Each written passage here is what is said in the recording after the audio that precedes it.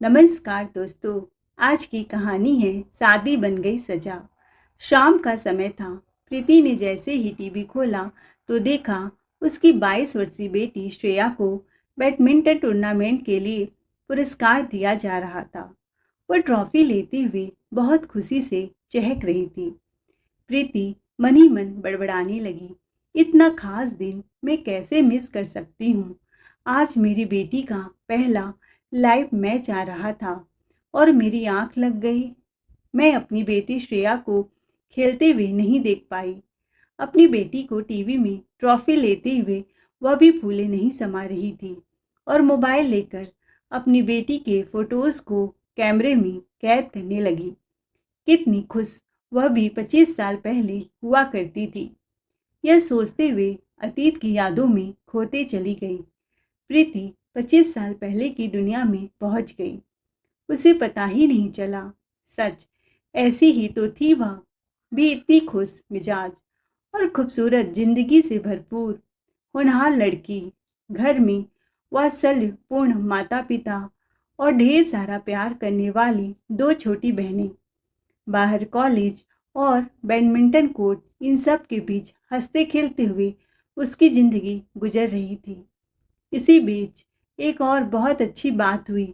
Badminton में ढेरों पुरस्कार बटोर चुकी प्रीति को रेलवे में स्पोर्ट्स कोटा में नौकरी का ऑफर मिला। प्रीति और उसके घर वालों की खुशी का ठिकाना ना रहा। प्रीति ने ग्रेजुएशन के बाद रेलवे की नौकरी ज्वाइन कर ली, मगर इसके बाद उसकी ज़िंदगी इतनी जल्दी और इतनी तेज़ी से बदलेगी, उसका तो उसे आभास भी नहीं था। रेलवे की नौकरी मिलने के कुछ समय बाद ही प्रीति की बुआ उसके लिए अपने इंजीनियर देवर का रिश्ता लेकर आ गई। हालांकि शुरू में प्रीति ने इतनी जल्दी विवाह करने से इनकार कर दिया, पर पिता के समझाने पर कि वह लड़कियों में सबसे बड़ी है, उसकी शादी हो जाएगी तो फिर वह बाकी दो लड़कियों के लिए भी लड़का देख सकेंगे। और फिर लड़के वाले परिचित हैं, लड़का देखा भला है, अच्छा खानदान है, मना करने का कोई कारण नहीं है, वगैरह वगैरह। आखिरकार प्रीति विवाह के लिए राजी हो गई। पर सच बात यह भी थी कि उस दिन वहाँ के साथ आए उस लंबे सजीले सावले नवयुवक अमित को देखकर वह मना नहीं कर पाई थी। खुशी खुशी प्रीति की शादी संपन्न हुई और वह अपने ससुराल आ गई। ससुराल में शादी के बाद के 6 महीने जैसे पंख लगाकर उड़ गए। अपनी सास ससुर की लाडली बहू और ननंद सालू की पक्की सहेली बन चुकी थी। अमित भी उसका बहुत ख्याल रखता था। बस कमी कुछ थी तो उसके पास समय की। जब प्रीति उसकी शिकायत करती तो सफाई देता, क्या करूं प्रीति, तुम्हें तो पता है मुंबई की लाइफ तो ऐसी ही है। सुबह 8 बजे निकलता हूँ तो 10 बजे पहुँचता हूँ, फिर दिन भर साइट में इंस्पेक्शन करना, शाम को मीटिंग और दूसरे प्रोजेक्ट पर डिस्कस करना। 8 बजे निकलता हूँ तो घर पहुँचते पहुँचते 10 बज ही जाते हैं। क्या करें, अब तुम ही बताओ। प्रीति निराश हो जाती, कहती भी क्या। कभी कभी वह सोचती, इससे तो किसी छोटे शहर में ही रहना अच्छा है, कम से कम घर और ऑफिस नज़दीक तो होते। पर कोई बात नहीं, अमित की भी मजबूरी है, वरना कोई आदमी 10-12 घंटे रोज घर से बाहर खुशी से थोड़े ही रहेगा। यह सोचकर वह अपने मन को मना लेती। सुबह उठकर सासू माँ के साथ मिलकर खाना बनाकर बाकी काम खत्म करके वह अमित के साथ ही निकलती। उसको स्टेशन में ड्रॉप करके अमित अपनी साइट पर निकल जाता और प्रीति लोकल ट्रेन से ऑफिस आ जाती। शाम को 7 बजते बजते वह घर पहुंच जाती। थोड़ा आराम करके टीवी देखते हुए रात के काम निपटा हर शाम को उसके मन में कई बार इच्छा होती कि इन लड़कियों की तरह वह भी पति के साथ मुंबई में जुहू बीच में समंदर के किनारे घूमे, फिर पिक्चर देखे, पर ऐसा कभी नहीं हुआ। रोज अमित को आने में देर हो जाती थी। उसका इंतजार करते हुए वह दिन भर की भागा दौड़ी और काम से थक कर सो जाती। रविवार शनिवार को भी अमित साइट पर जरूरी काम है बोलकर निकल जाता और प्रीति कभी अपने मायके चली जाती तो कभी सासू माँ के साथ बाजार चली जाती। इसी प्रकार प्रीति के ससुराल में कुछ और दिन निकल गए। शादी के सिर्फ 9 महीने ही हुए थे कि अमित को एक प्रोजेक्ट के सिलसिले में यूके जाना पड़ा।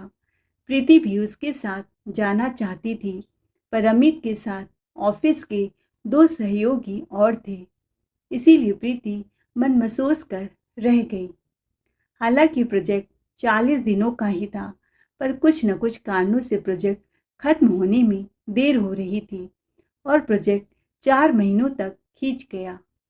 यूके में काम करते करते अमित की कंपनी को ओमान में एक और प्रोजेक्ट मिला और अमित एक रात के लिए बस घर आया और दूसरे दिन 2 महीनों के लिए ओमान चला गया। इधर प्रीति को अमित के बिना जैसे सब कुछ सूना लग रहा था। अमित के जाने के एक ही हफ्ते में वह बीमार पड़ गई। सासू माँ जबरदस्ती उसे डॉक्टर के पास ले गई और जब डॉक्टर ने चेकअप के बाद बताया कि वह माँ बनने वाली है तो सास ससुर की खुशी का ठिकाना नहीं रहा। उन्होंने प्रीति के पिता को भी फोन पर यह शुभ सूचना दे दी, पर प्रीति खुद यह बात अमित को फोन पर बताना चाहती थी। रात को जब अमित का विदेश से फोन आया तब खुशी से चहकते हुए प्रीति ने उसे बताया कि वह पिता बनने जा रही हैं। दूसरी तरफ से अमित चिल्लाते हुए कहता है कि इतनी जल्दी बच्चे की जरूरत नहीं है, हो सके तो कल जाकर एबॉर्शन करवा लो। यह सुनकर वह सख्ते में आ गई। पर क्यों? इस पर अमित ने कहा कि वह अभी बच्चे की जिम्मेदारी लेने को तैयार नहीं और उसने फोन रख दिया। रात भर प्रीति सो नहीं पाई। सुबह उठकर उसने सासू माँ को यह बात बताई, पर सासू जी ने उस पर ध्यान नहीं दिया। फिर बोली, अरे कुछ नहीं बेटा, अभी वह विदेश में है ना, तो उसको तुम्हारी चिंता है, इसीलिए ऐसा कह रहा है। एक बार यहाँ आ जाए तो सब ठीक हो जाएगा। तू फिक्र मत कर, हम सब है ना तेरा ख्याल रखने के लिए। अब और इसके बारे में सोचना भी मत। और फिर प्यार से उसके बाल सहला दिए। आखिरकार प्रीति का इंतजार खत्म हुआ। करीब 5 महीने के बाद ओमान में अमित अपना प्रोजेक्ट खत्म करके वापस आ रहा था। प्रीति ने 2 दिन दफ्तर से छुट्टी ले ली। बड़े चाव से उसने अमित के लिए बड़ा पाव, पूरन पोली, थाली पीठ सब कुछ बनाया था। इतने दिनों के बाद घर का खाना उसे खाने को मिलेगा, यह सोचकर प्रीति मन ही मन खुश हो रही थी। बहुत दिनों बाद आज उसने अमित की पसंद की लाल साड़ी पहनी थी। उसने अमित के लिए करवा चौथ का व्रत भी रखा था और गुनगुनाते हुए अमित का स्वागत करने के लिए तैयार हो रही थी कि सासू माँ ने कमरे में प्रवेश किया। प्रीति के खिले हुए चेहरे को देखकर उन्होंने हिचकिचाते हुए सकुचाते हुए कहा, बेटा, एयरपोर्ट से अमित का फ़ोन आया है, वह सीधे ऑफिस जा रहा है। घर आएगा तो ऑफिस पहुंचने में देर हो जाएगी और आज वहां रिपोर्ट करना जरूरी है। प्रीति सन्न रह गई। वह आंसुओं को रोक न सकी। क्या ऑफिस का काम मुझसे भी ज़्यादा ज़रूरी है? एक बार फिर माँ जी ने ही उसे संभाला, बेटा, ऐसी हालत में रोकर अपनी तबीयत खराब मत कर। सुबह से इतना काम कर रही है, चल थोड़ा आराम कर ले। हालांकि उस वक्त तो प्रीति संभल गई, पर उस दिन उसकी सूजी हुई आंखें और दरवाजे पर नज़र किसी से छिपाई न छिपी। रात को 11 बजे अमित घर पहुंचा। प्रीति उसका इंतजार करके निंद्रा के आगोश में कब चली गई उसे पता नहीं चला। अमित ने सोती हुई प्रीति को लापरवाही से देखा और कपड़े बदलकर सोफे पर सो गया। अगला दिन रविवार था। सुबह प्रीति की नींद देर से खुली।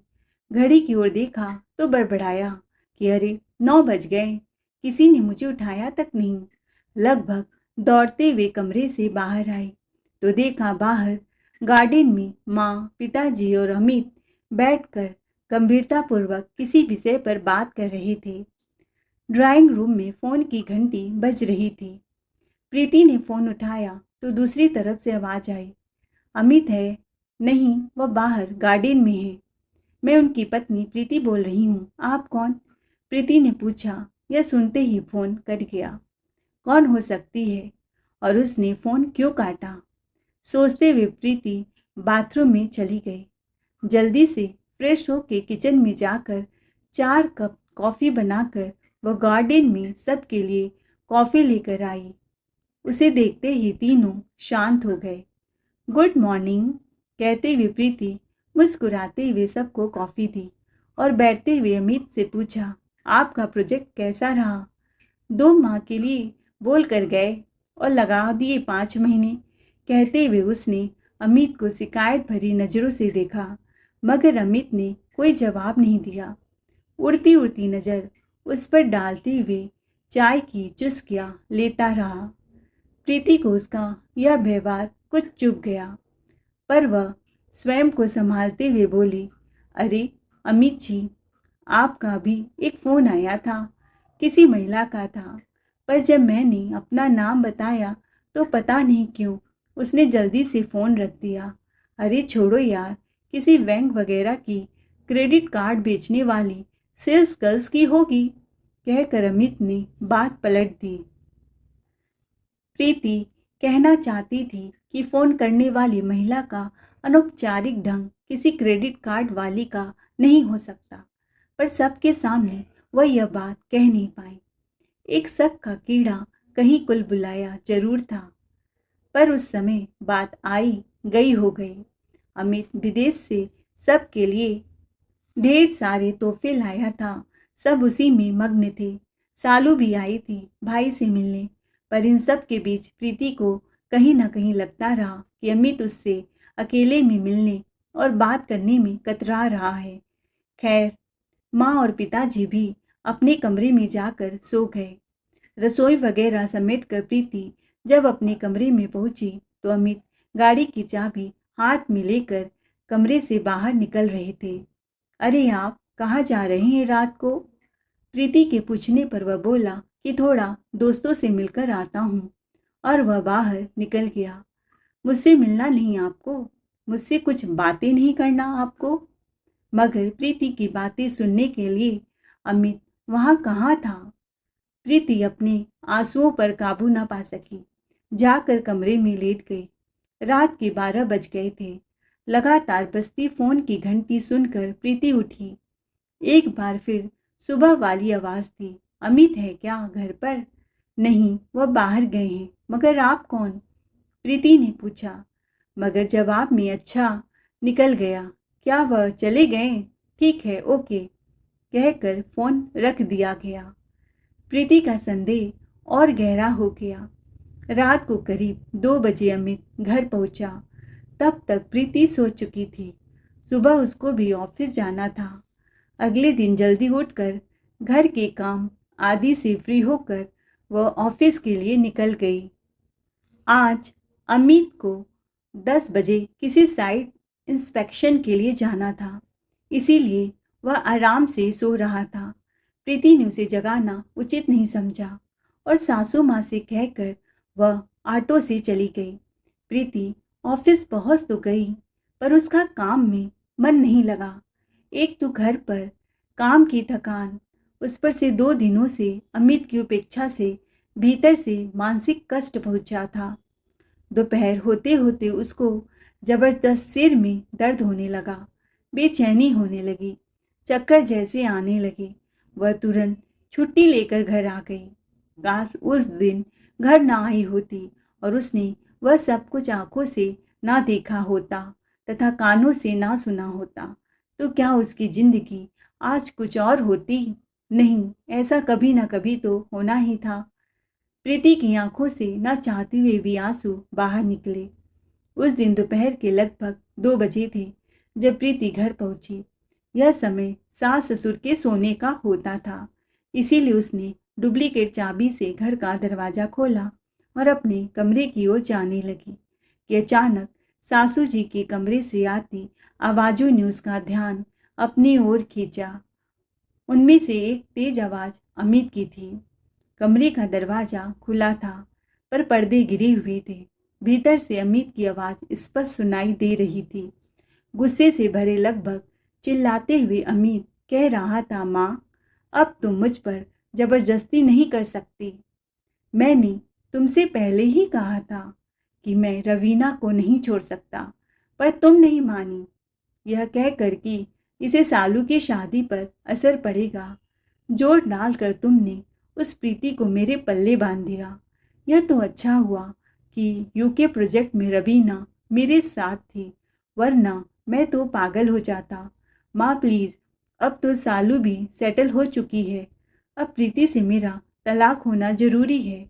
रवीना मुझे शादी के लिए परेशान कर रही है। मैं अब और इंतज़ार नहीं कर सकता। तुम जल्दी से प्रीति के माँ बाप से बात करो। उनसे कहो कि मुझे आज़ाद कर दे। इससे पहले कि प्रीति कुछ संभल पाती कि उसे ससुर जी की गरजती हुई आवाज़ सुनाई पड़ी। मैंने सोचा था कि शादी के बाद तुम सुधर जाओगे, मगर नहीं, तुम्हारे इसका भूत अभी तक नहीं उतरा। अरे, अब तो तुम बाप बनने जा रहे हो। भूल जाओ पुरानी बातें। प्रीति माजरा कुछ समझी कि उसे सास की मनुहार भरी आवाज़ सुनाई पड़ी। अरे बेटा, इतनी सुंदर सुघड़ बहू, साथ में सरकारी नौकरी, और क्या चाहिए तुझे? अरे माँ, नहीं चाहिए मुझे तुम्हारी सुंदर बहू और उसकी नौकरी।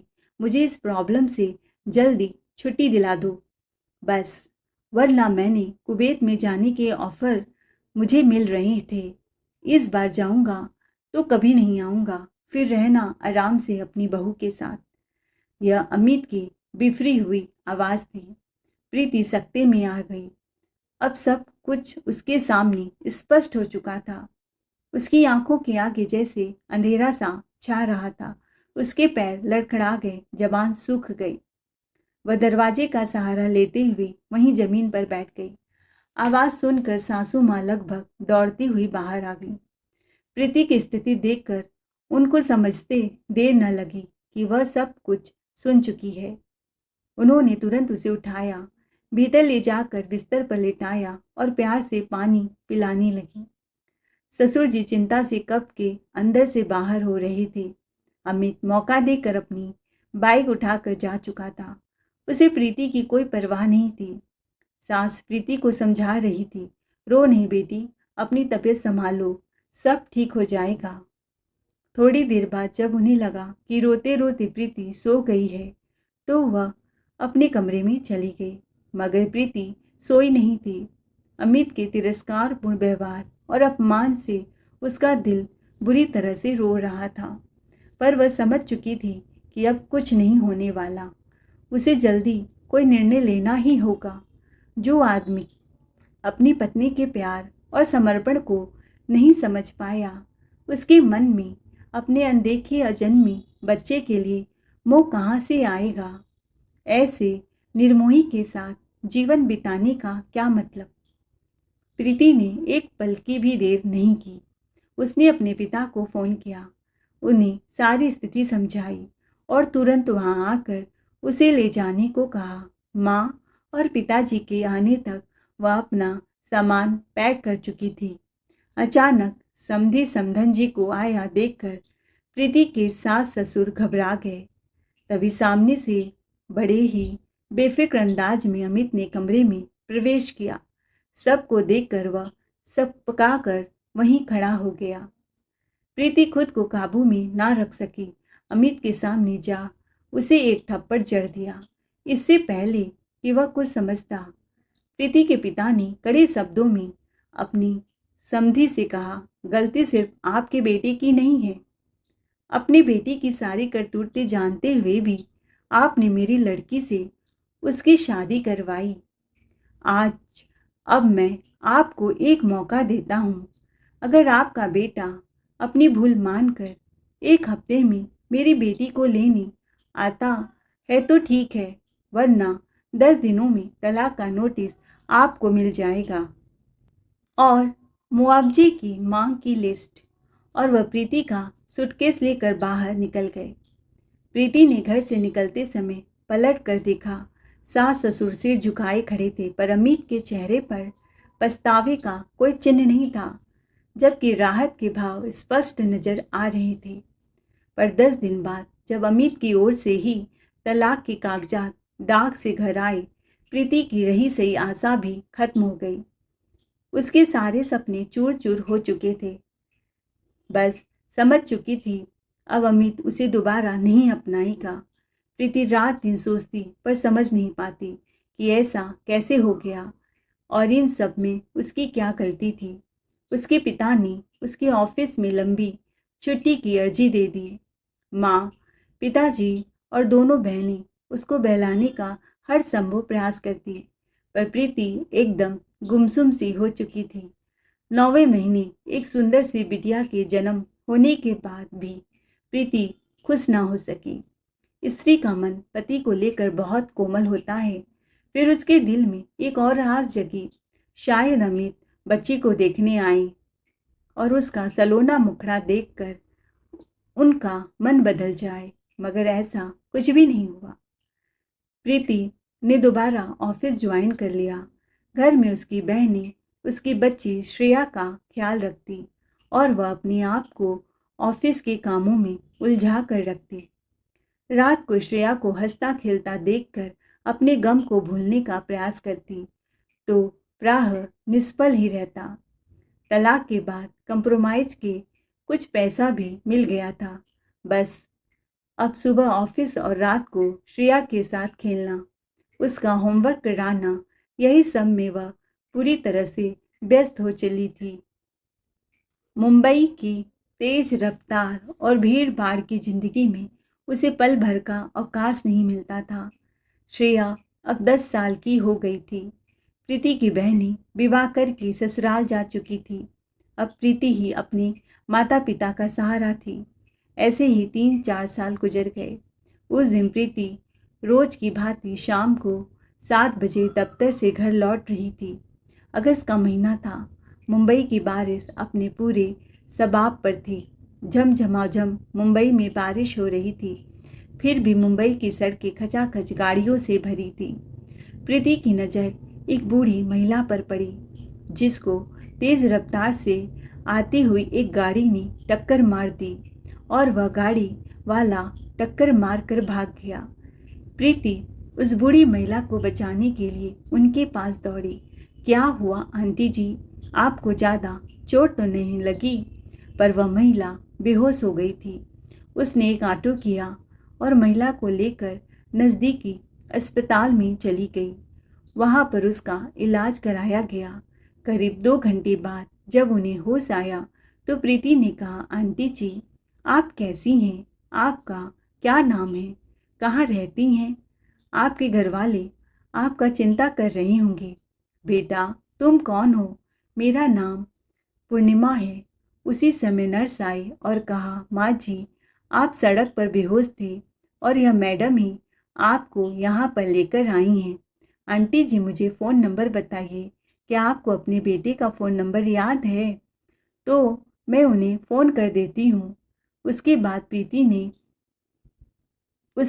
प्रीति ने पूर्णिमा जी के बेटे सिद्धार्थ को फ़ोन किया। सिद्धार्थ घबराता हुआ तुरंत अस्पताल भागा, अपने सारे काम को छोड़कर। माँ, क्या हुआ? माँ कैसी हो? प्रीति ने कहा, सब ठीक है सिद्धार्थ जी, बस थोड़ी सी पैरों में चोट आई है। डॉक्टर ने 2-3 दिन बेड रेस्ट करने को बोला है, ज़्यादा चलने से मना किया है। डिस्चार्ज कराकर सिद्धार्थ पूर्णिमा जी को घर ले जाने लगा। प्रीति को धन्यवाद किया और कहा, आइए मैं आपको आपके घर छोड़ देता हूँ। घबराइए नहीं, मैं आपकी ही बिल्डिंग में ग्राउंड फ्लोर पर रहता हूँ। आपके पिताजी मुझे अच्छी तरह से पहचानते हैं। प्रीति ने गौर से उस अनजान युवक को देखा। हालांकि मन में झिझक तो थी, पर और कोई चारा भी तो नहीं था।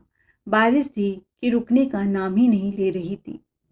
पूर्णिमा जी बोली, बेटी तू भी बैठ जा, हम लोगों की मंजिल एक ही है। प्रीति कार के पिछले दरवाजे को खोलकर बैठ गई। रास्ते में दोनों की कोई बात नहीं हुई। बिल्डिंग आने पर सिद्धार्थ को धन्यवाद देकर कार से उतर गई। सिद्धार्थ ने मुस्कुरा कर कहा कि इसमें धन्यवाद की कोई बात नहीं। आपका पड़ोसी होने के नाते यह तो मेरा फर्ज था। वैसे आपने मेरी माँ की जान बचाई है। जितना शुक्रिया मैं करूँ उतना ही कम है। घर पहुंचकर प्रीति ने चैन की सांस ली। श्रेया माँ का इंतजार करते करते सो चुकी थी और नाना नानी को जब प्रीति उन्हें सिद्धार्थ की माँ के बारे में बताया, पिताजी बहुत दुखी हो गए। अभी कल ही तो उसकी माँ गांव से आई है। मैंने उसे इस रविवार को माँ को खाने पर लेकर आने को कहा है। अब कैसी हैं बहन जी? अभी ठीक है पिताजी। सिद्धार्थ बहुत अच्छा लड़का है, वह ध्यान रख लेगा। अगले दिन शनिवार की छुट्टी थी। प्रीति पिताजी की दवाइयाँ लेने मेडिकल शॉप पर गई। देखा वहाँ सिद्धार्थ अपनी माँ का दवाइयाँ ले रहे थे। प्रीति ने उन्हें नमस्कार किया और दोनों में बातचीत शुरू हो गई। बातों ही बातों में सिद्धार्थ ने उसको बताया कि वह बहुत परेशान है क्योंकि माँ जी को भीगने की वजह से वायरल फीवर हो गया और सिद्धार्थ को ऑफिस के ज़रूरी काम से विदेश जाना है। प्रीति ने उन्हें दिलासा दिया कि आप चिंता मत करिए, कल से मेरी 3 दिनों की छुट्टी है। मैं माता जी का ख्याल रखूंगी, आप निश्चिंत होकर जाइए। सिद्धार्थ के दौरे पर जाने के बाद प्रीति श्रेया के साथ उनकी माता जी के घर गई। समय पर दवाइयाँ, भोजन और आराम पाकर उनका बुखार उतर गया। बीच बीच में प्रीति की माँ और पिताजी भी उनका हाल चाल लेने आए। पूर्णिमा जी एक जिंदा दिल और मिलनसार महिला थी। बहुत जल्दी वह घर के लोगों से हिल मिल गई। विशेषकर श्रेया तो अपनी चुलबुली बातों से उनकी आंखों का तारा बन गई। 3-4 दिन बहुत जल्दी बीत गए और जब सिद्धार्थ दौरे से वापस आए तो अपनी माँ को स्वस्थ और हंसते मुस्कुराते देखकर कृतज्ञता से उन्होंने हाथ जोड़ दिए और माँ जी ने श्रेया को सीने से लगाकर उसे ढेरों आशीर्वाद देकर विदा ले ली। इन 3 दिनों में सिद्धार्थ की माँ पूर्णिमा देवी प्रीति की माँ से उसकी पूरी कहानी सुन चुकी थी। इधर सिद्धार्थ की जिंदगी भी खुशियों से भरी नहीं थी। जिस लड़की से शादी करना चाहता था वह शादी वाले दिन ही एक कार एक्सीडेंट के चलते दुनिया से अलविदा ले लिया था। तब से लेकर आज तक सिद्धार्थ दूसरी शादी का हिम्मत न कर सका। प्रीति की जिंदगी और उसकी हिम्मत और आत्मविश्वास को देखकर सिद्धार्थ की माँ बेहद प्रभावित हुई और फिर उसकी सादगी और अपनत्व का परिचय तो उन्हें 3 दिनों में ही मिल चुका था।